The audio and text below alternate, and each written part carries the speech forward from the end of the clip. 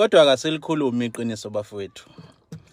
Umkhwanazi nawe uyabenefita kule ngendlela nje izinto ezimi ngayo namhlanje.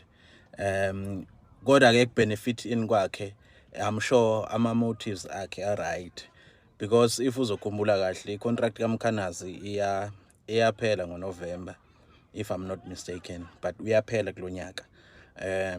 I like to think ukuthi November. So njengoba nje ezoqala lezi inkulumo zokuya in public enze lama conferences ezindaba, okunye ngaphezulu kweziningi izathu, okokuqala nje esinye izathu vele sokuthi labantu laba akawazi ukubahlula kule system abayidominateile nakulama platforms abawabekile ukuthi ama concern azorana kuwona, because at the end of the day i-end user i-intelligence uRamaphosa, of which is the commander in chief. Makukhona izinto ezaziwa uMkhwanazi, definitely sure uRamaphosa uyazazi. uRamaphosa futhi wazi nezinye engaphezulu kwalezi ezaziwa uMkhwanazi.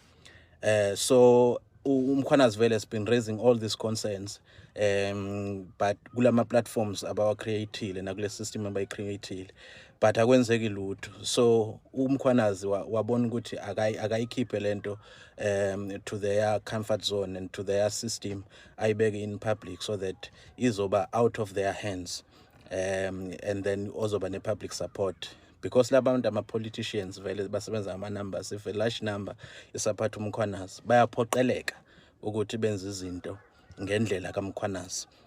But funeka sikuphinde siku-understand ukuthi uMkhwanazi i-contract yakhe iyaphela, and akafuni ukuyithola sekulesi simo futhi saku-2011 engasebenzi, because obviously bebengeke bese be-renew contract kaMkhwanazi, because abantu afanele basayine kuleyo contract uyena ulokhunjana lo Minister wamaphoyisa uSenzo Mchunu, uRamaphosa, and I believe no Shadrack Sibiya was to sign as a national commissioner, if he was that, but national commissioner was to sign. So iyamsiza kakhulu uMkhwanazi lento, because njengamanje I can tell you for sure they will renew their contract, if not bengamnikanga isikhundla sika national commissioner.